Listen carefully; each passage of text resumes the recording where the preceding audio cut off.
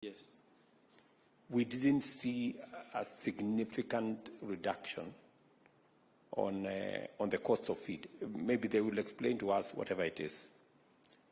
But as processors, have you thought of how do you support farmers? Because these are your producers. How are you supporting them towards this trajectory of reducing the cost of feed?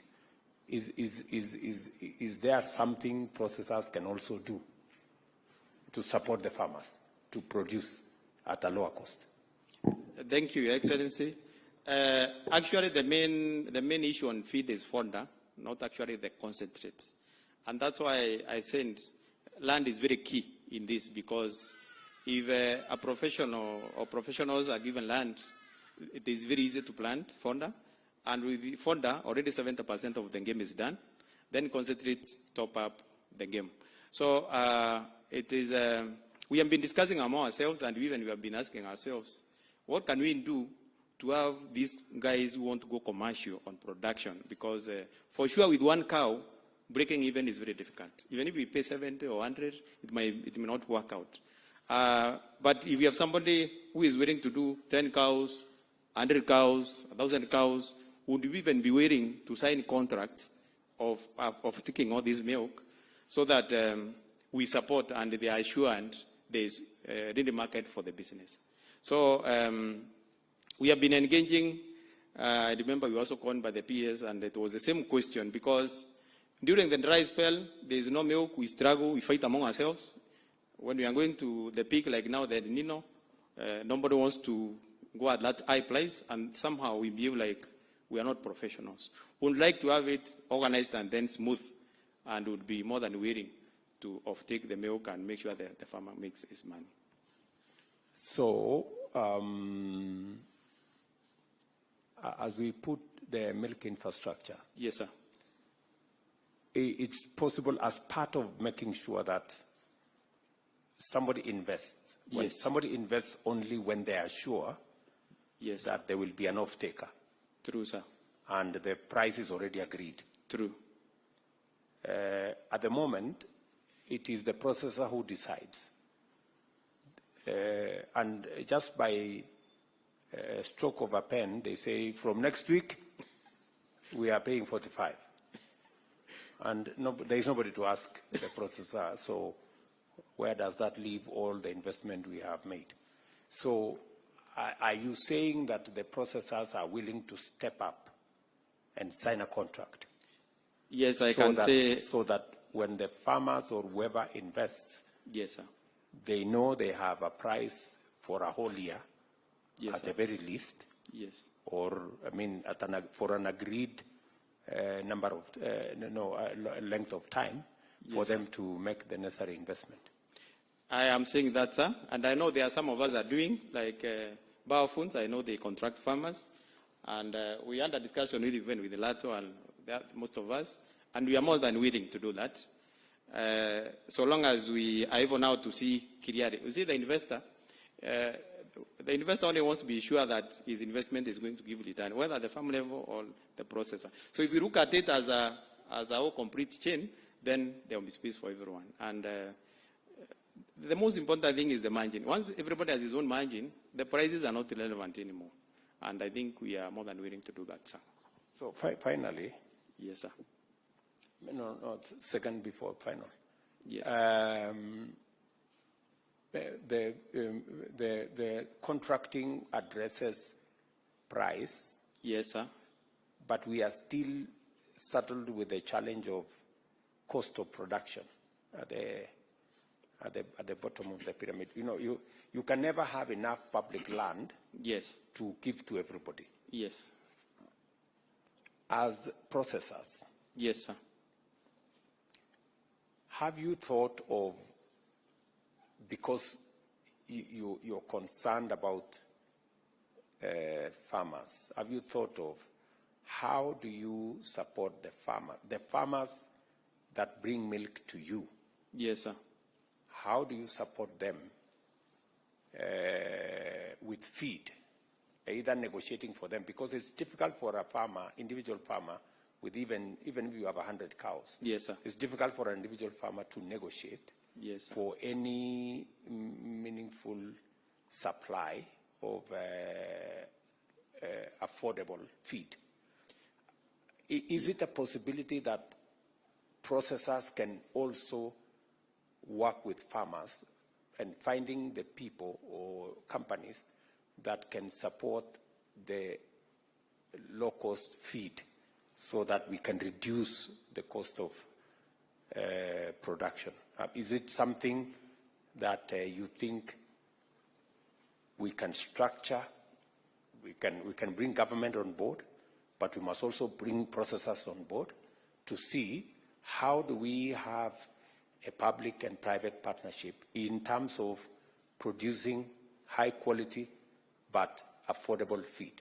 Is it something that you have exercised your mind, or is it something that you're willing to consider? His Excellency, I would say it's something we are willing. In fact, we are willing to invest. Like for us in Meru, we are already constructing a feed mill because we believe without supporting the farmer, we are not in business. The only fear processors have, and this which you have already responded when you spoke, is what happens when I have a lot of milk and then the market is not absorbing. That is the fear of processing in this room, because the farmers will come for the money at the end of the month. You have your milk here and you're struggling with it. So if there was a way to make sure that if I take all the milk, somehow the government would support me so that I'm not stuck, then the best assurance we can give the farmers is first to take all the milk. Then number two, we give incentives. In fact, most of us even have, we have set some budget assigned to support farmers. Like in Meru, we are doing AI, we are doing, actually we negotiate fees on their behalf, and we do training, we have vet doctors even to support the government. We are doing a lot, and we are willing to even give some budget to that. The only fear is how do we close the game in case there's more milk. Like now, if the Romino, what is disturbing us is if my milk doubles, yes, I can process, but how can I offload to receive this money? But with a good plan, I can promise you, if the government gives us the money, we are going to refund the money and make sure that the farmers are happy, sir. Okay. If you guarantee me that you will buy the milk, yes, sir. You will process the milk. Yes.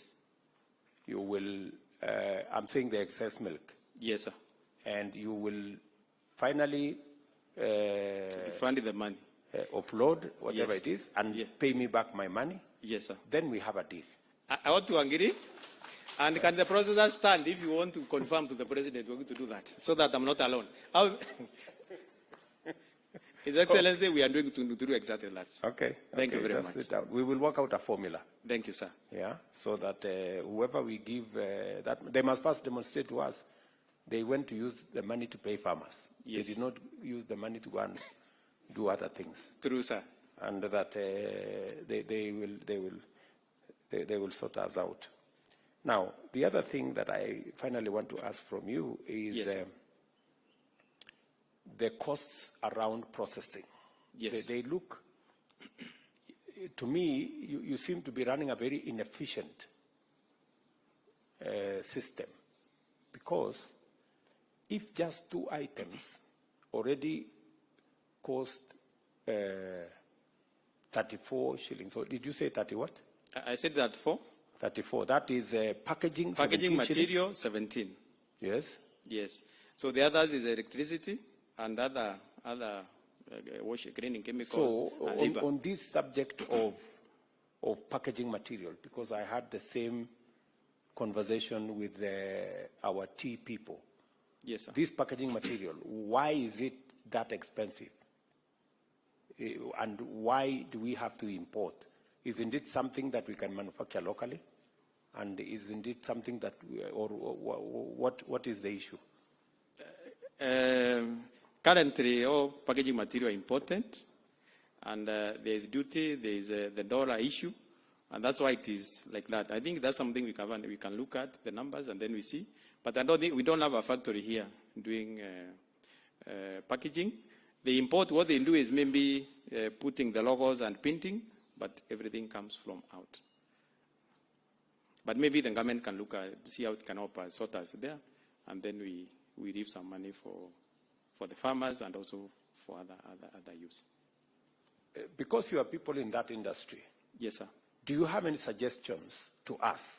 You know, is it an area where we can provide some incentives for companies to set up here, produce locally, you know? Yes, sir. Because you are the people in that space. Yes, sir. And we can create a fiscal, you know, fiscally supportive environment for us to have, because if all the processors are importing, Yes, sir. and if we can produce it locally, True, sir. you should be able to give us ideas and tell us, look, we have this company who we are buying from, and they need 1, 2, 3, 4 to set up locally so that we can buy locally, create jobs locally, and also not drain our foreign exchange reserves importing from somewhere else. That is something I think you working with the ministry should figure out. Yes, sir. I think P.S. Mweke is sitting here and Waziri is sitting here. Yes, sir. What is it that we can do in that space? True. At the very worst, even if we don't reduce the cost from 17 shillings, we should at least get some jobs. True. By it being manufactured in Kenya. True, sir. And maybe from those people, they can pay as you earn, housing levy and others. True, sir. True, sir. True, sir. True, sir. True. It is perfect, actually, on spot on. It is one of the great ideas we can do as a country, because it will sort us two funds, raw material and the other benefits which you have already highlighted.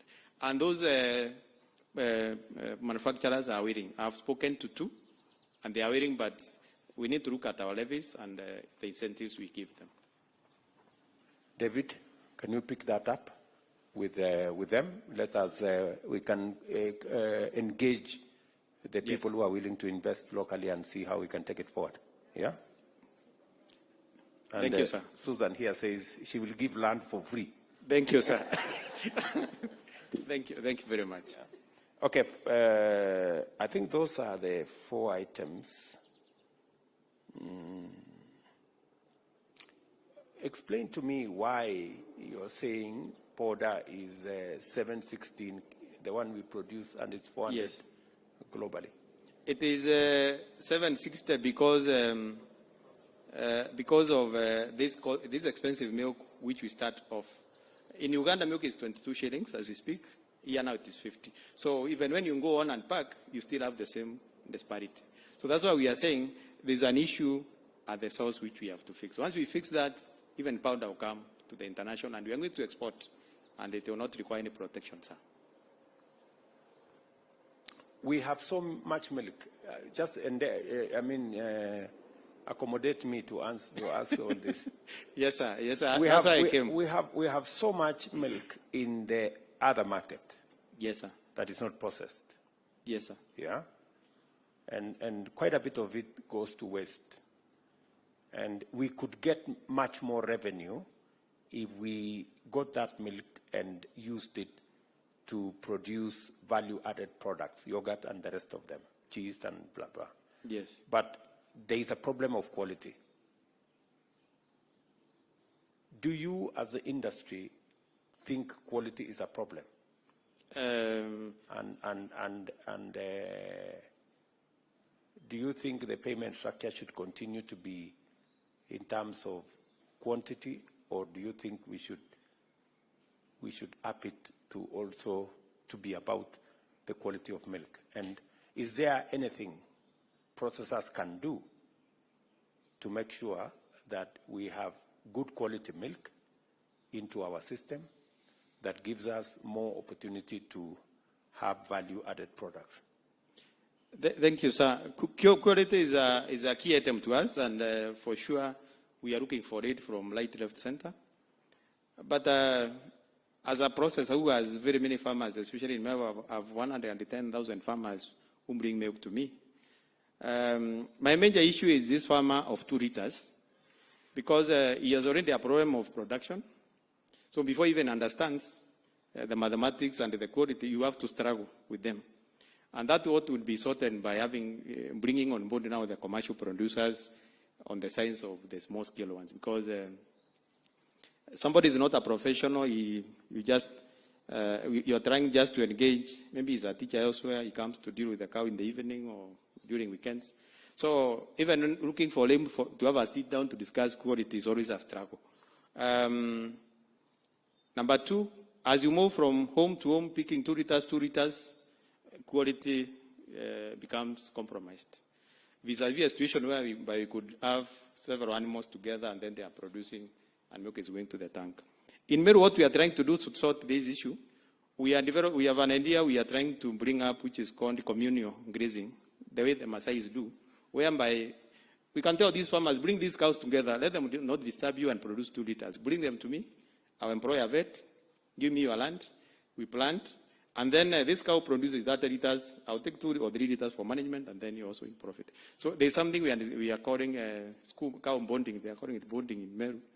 But it's a way of trying to sort out the numbers, bringing the numbers together, and then producing as a team. Because the current societies we have, we only deliver milk. We are feeling we can have societies at the farm level, whereby you bring a cow, just the way you take your money to a circle, now you bring a cow, and then we sort it together with other cows, and then you get your share at the end of the month. And that way we can bring the cost down, we can deal with the quality, and then you go to this export market we are talking about. Using the infrastructure that we are trying to put in place, and I hope the rest of the industry is listening. Yes, sir. Using the infrastructure, we are going to be distributing in the next 6 months or so, different intervals, maybe from January. Yes, sir. For the next 6 months, we will be, we've agreed with the county governments that at least in every ward, and then slowly we will go down, we will have maybe 2, 3 in the high milk producing areas, milk cooler. Would you consider as processors adopting these coolers and assisting the farmers at that level, at that level, to manage the quality of the milk they produce? You will have, so that the same way it is done with tea, at every buying center, if you bring tea that is not 2 leaf and a bud, you are told, go sort it out. Yeah, go sort out and then then it is sold together with the rest. Yes, sir. And if a farmer comes with milk that has a certain bacteria content beyond what is, or is adulterated in some way, how are processors going to assist the farmers at that lower level? Are you willing to partner with us so that we can manage milk at the milk cooling facility, starting from there, so that we can improve on the quality?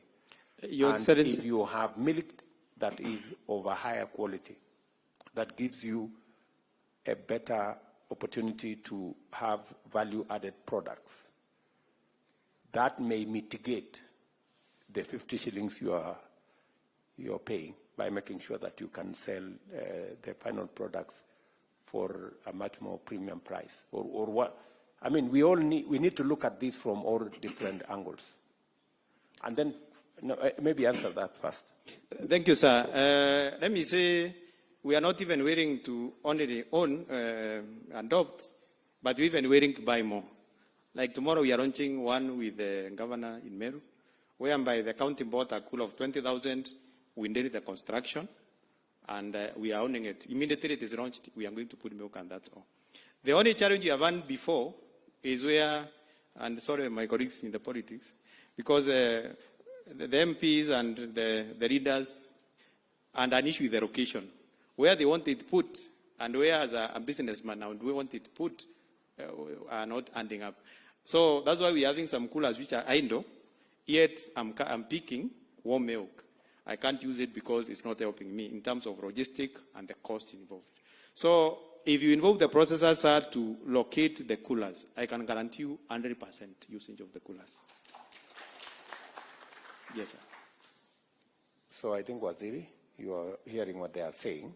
And so in the next rollout, let us bring the processors on board so that we locate where it makes the most commercial sense to everybody, including the farmers.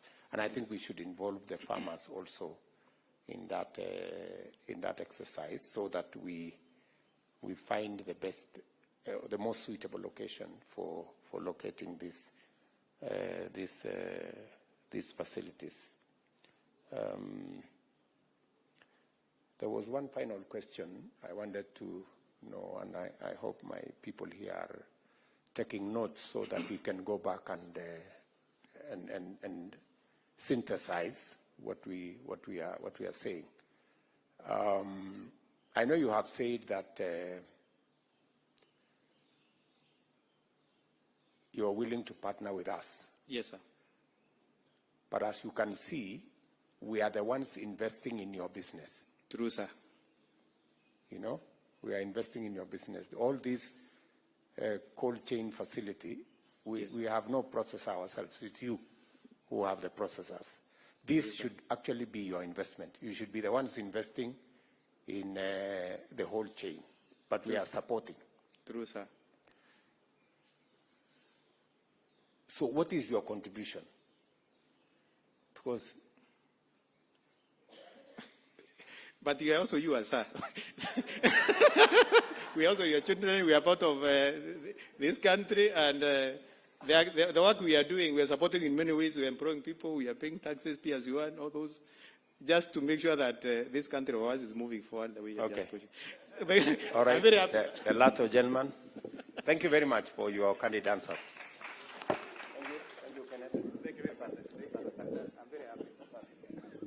Thank you, Your Excellency, and all protocols observed. I just wanted to share with you a story, Your Excellency. So I represent LATO, and we are the first company, I'm Kenyan, and we are currently, so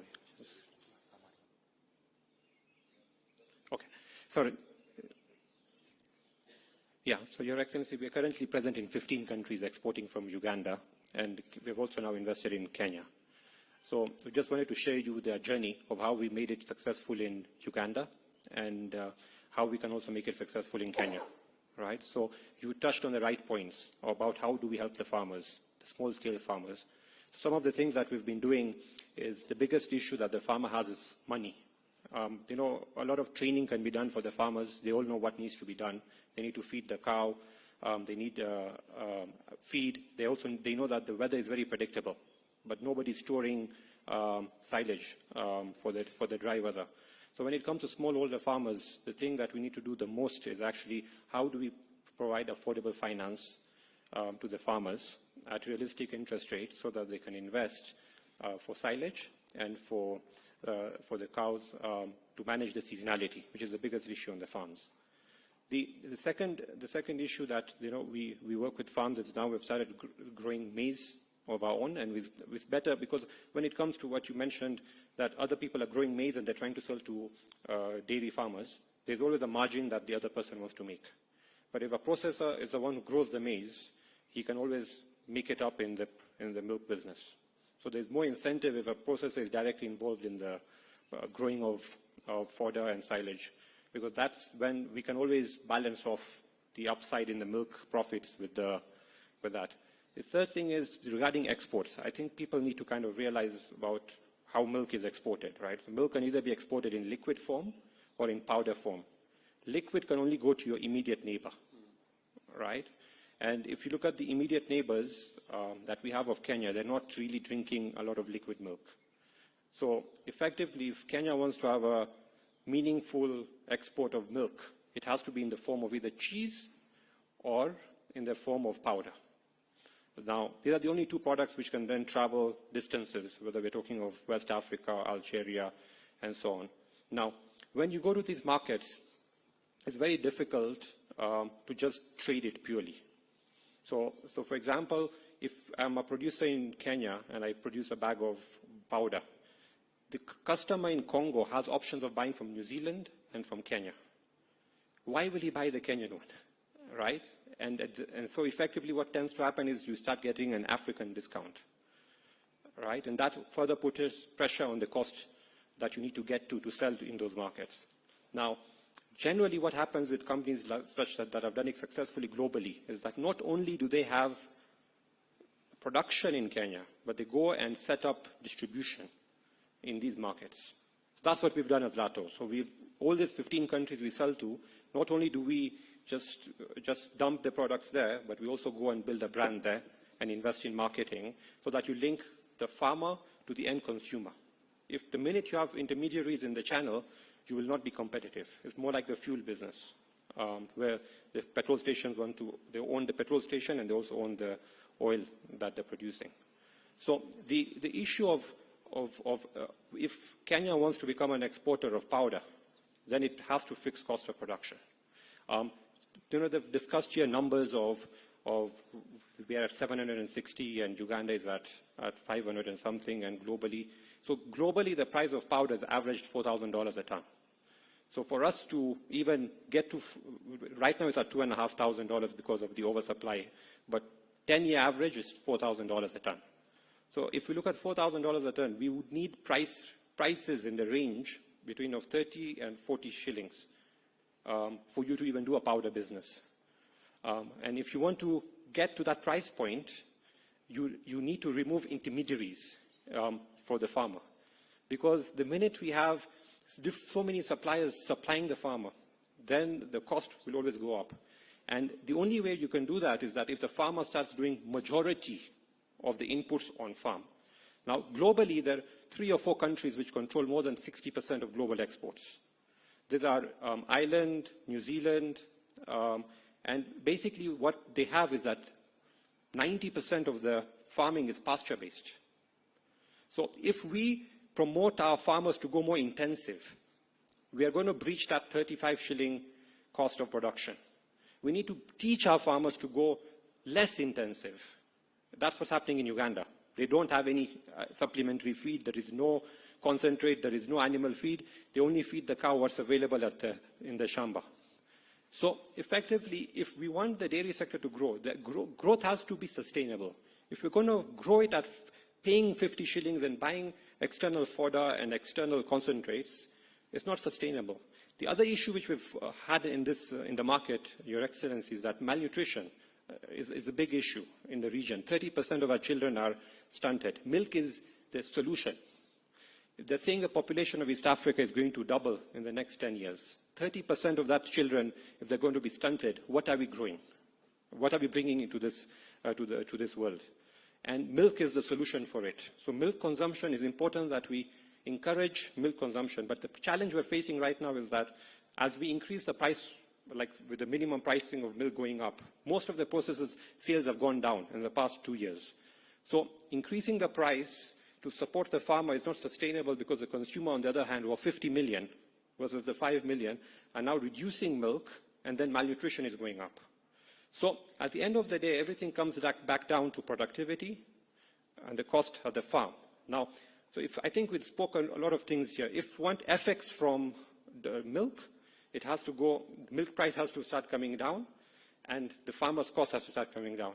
And then you need to get into the powder business. If we want to, we still have a very big domestic market, but for that, we need the price of milk actually for consumers to start going down.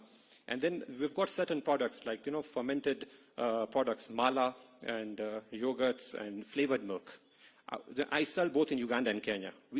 Statistically, Uganda now drinks more flavored milk than Kenya, which would shock all of you, but it does, right? And the simple reason is Uganda doesn't have any VAT on flavored milk, which is good for the nutrition of the children. In Kenya, we've got the VAT, which is 16%. So a mother will basically say, I'd rather just give chai, which I have to just mix the ingredients at home myself, than give flavored milk to my kid, because it becomes only a product for the rich, not for the bottom and the middle class. So this is just a few comments, Your Excellency, and we are here to support your processes. We believe that the East African community, because we work in East Africa, that we can feed the whole of Africa. There's around $5 billion of imports of dairy in Africa, 5 billion. If you look at the cows that we've got between Ethiopia, Kenya, and Uganda, and we combine the strength of these three countries, and we start working on the cost of production, we can actually take over more than $2 billion of imports that the African continent has. Algeria does 1.2 billion alone of imports. But again, they have the option of importing from New Zealand and from Europe. So we would always need to be at the same price. And it will all work, and I fully agree with you. It all starts with how we as processors and government start at the farm. And if we can get the cost at the farm right, we can then conquer the continent. Thank you. Thank you very much. Can you allow me to ask you one or two? Please.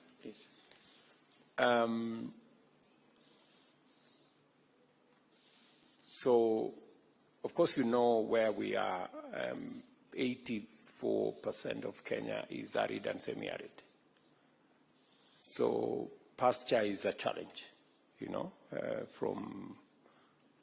So we have the only, and that's why we are having a conversation about feed, because it's the only option that's available to us. So the reality is we do not have as much pasture as Uganda, you know, because our area of operation is limited. What you have said, which I thought was useful, is how do processors make it their business also to bulk feed, you know, to supply to the dairy farmers. Is that a consideration? I think processors should be able to exercise their minds. They have much more latitude. They have much more access to capital than individual farmers.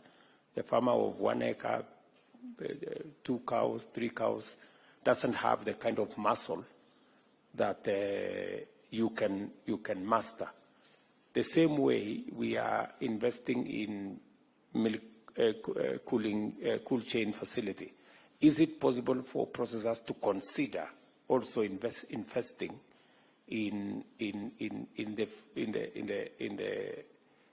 food chain, you know, the feed, so that we are all trying to assist the farmer to remove the middle guys, because he is buying one set of feed from one person who is making a margin, another person is making a margin, another guy is making a margin, and sometimes he's not even buying from the producer himself, he's buying from a middleman, and that's how he ends up with the short end of the stick.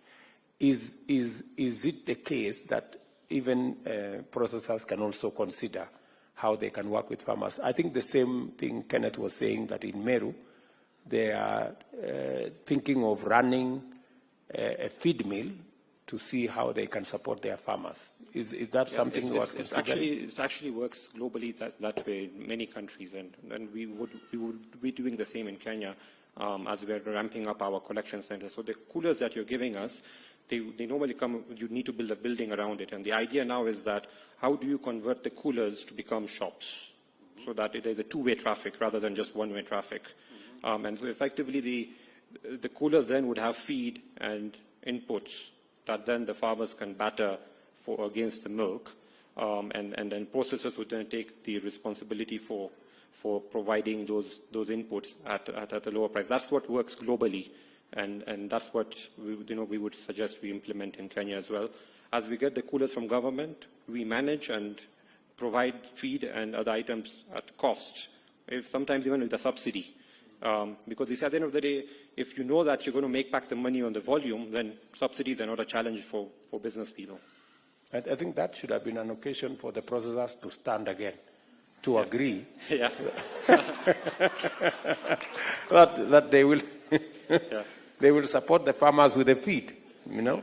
And I think we can then facilitate and make sure that the milk coolers we are setting up with the support of the county governments, we also improve the facilities around it so that you can also get feed from this facility, maybe even get some acaricides and some of the vaccines, and make the whole ecosystem work for the farmer, because ultimately it's important. Yeah. Sindio? Okay, I think we are running short of time. Can we have a lady processor to say something? Atakamani, yeah. Thank you, Amit. Your Excellency, we have Emma Karue from Aspendo's milk processor. So.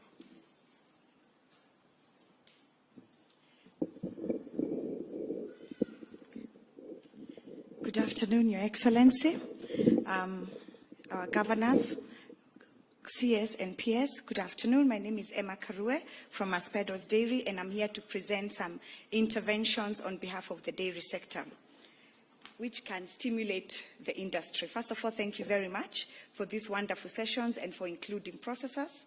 We want to confirm to you that we are committed to ensure that the dairy sector is going to be one of the leading economic drivers for our people, to make sure that we have solutions for our own people. The first thing that we wanted us to discuss is about taxation. We've discussed in length about the cost to the farmers, but I also feel that we need to look at why is milk consumption in Kenya going down. We can produce a lot of milk. Kenya at the moment is the leading consumer of milk in East Africa.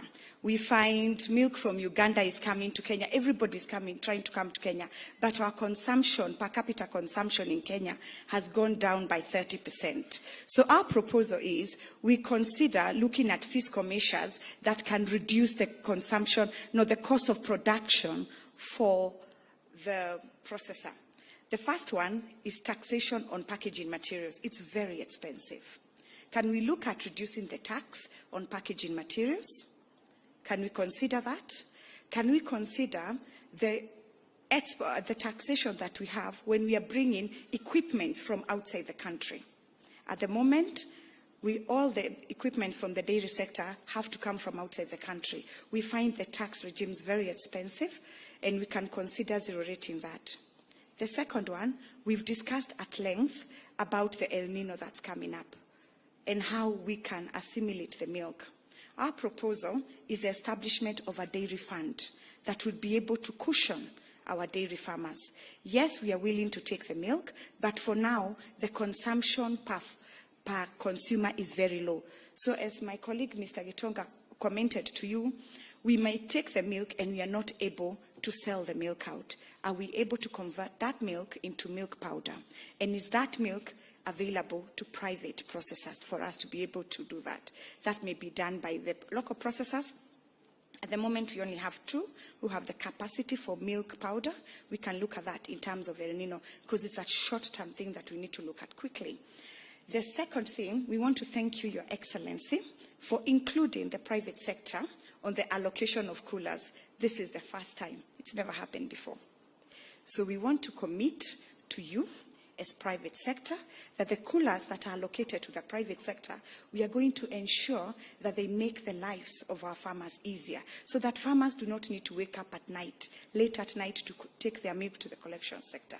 So that's a big plus, and we want to thank you for that. On the consolidation fund, commodity fund that you've told us about, we want to reassure you once again that we are going to ensure that we get the money from you and we pay it back. So thank you very much.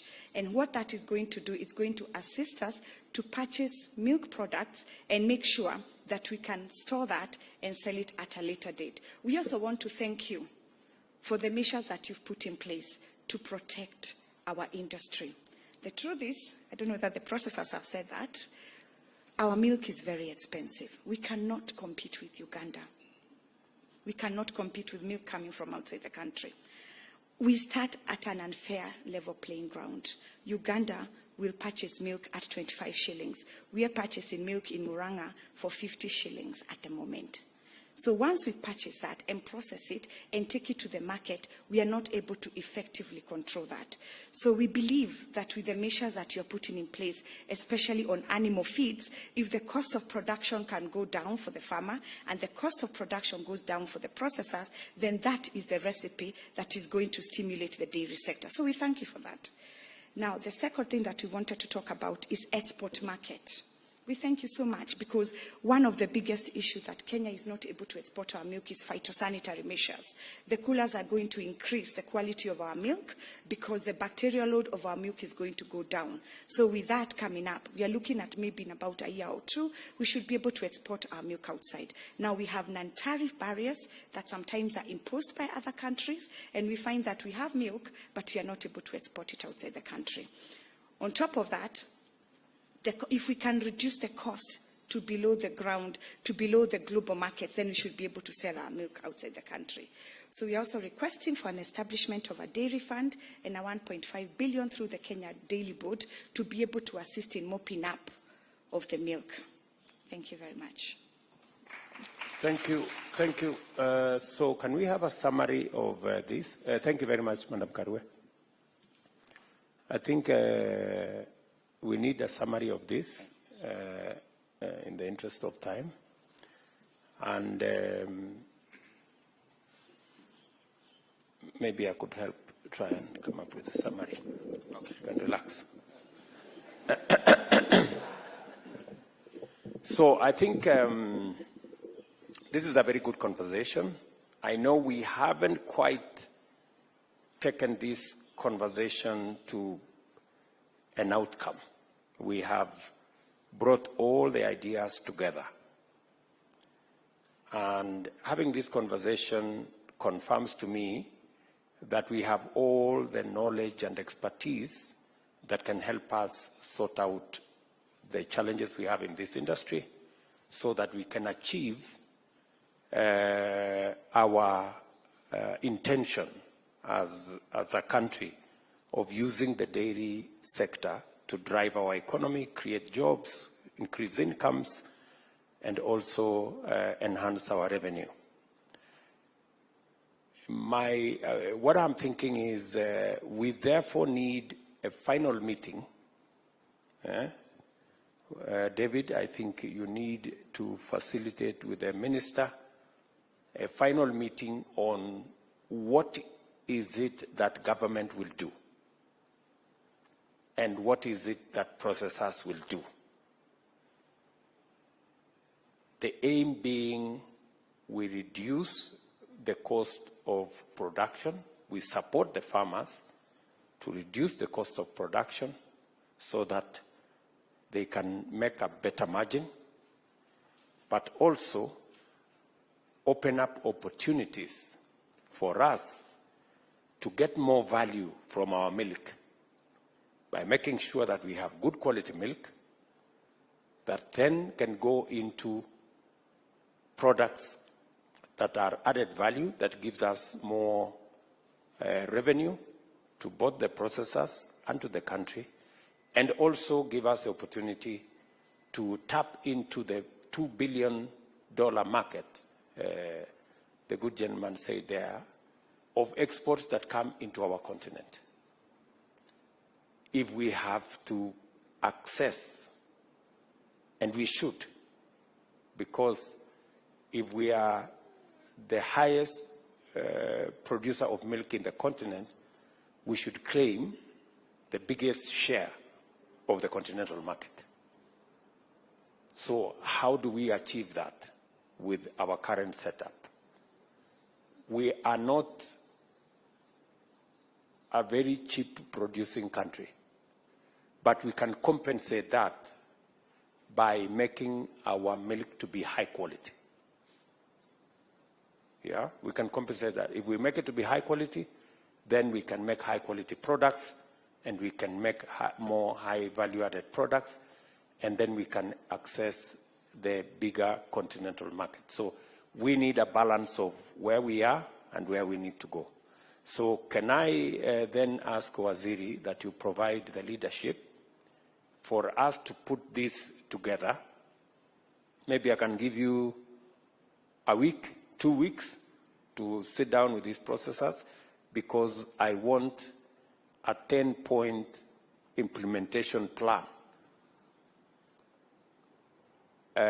itemized and with the timelines of what do we do by when, what do we do by when, and which other stakeholders do we bring on board. So in 2 weeks' time, Comptroller, you put it in my diary, in 2 weeks' time, we have a meeting to report on the meetings that will now be held, so that we know what incentives does government need to put in place for local production of packaging material? What tax incentives do we need to put in place to remove some of the bottlenecks that are in the industry? Even as we wait for the local production, are there tax issues? I remember we removed tax on packaging material for tea. We could consider the same for milk, if it helps. If it helps to increase the margin, especially for farmers. You know, those are my biggest employers, so I have to. And they are not sitting here. I am their representative here. So if that is a space, and then I need my team to find out what does that mean in terms of the ultimate price we are paying. And many of the other issues that you have said, how do we bring you, the processors, to assist us in bringing down the cost of feed? How do you engage in bulking feed? And how do we use the incentives that we have put, including removing duty on yellow maize? How do we make sure that the benefit ultimately goes to the producers? It doesn't end with the feed manufacturers somewhere in the middle. So I think these are issues, and I am willing to invest. This is a big sector. I am willing to invest public resources if it ultimately gives us a competitive sector that not only increases our incomes as a nation, but also promotes our exports and gives opportunity for many young people to work in this industry and the whole value chain around dairy. Can we leave it there? So 2 weeks, we come back and have a final meeting, sign off, and see who does what. I personally I will do my part. And I have it on the authority of everybody here that they will do theirs. Sindio? Asanteni sana.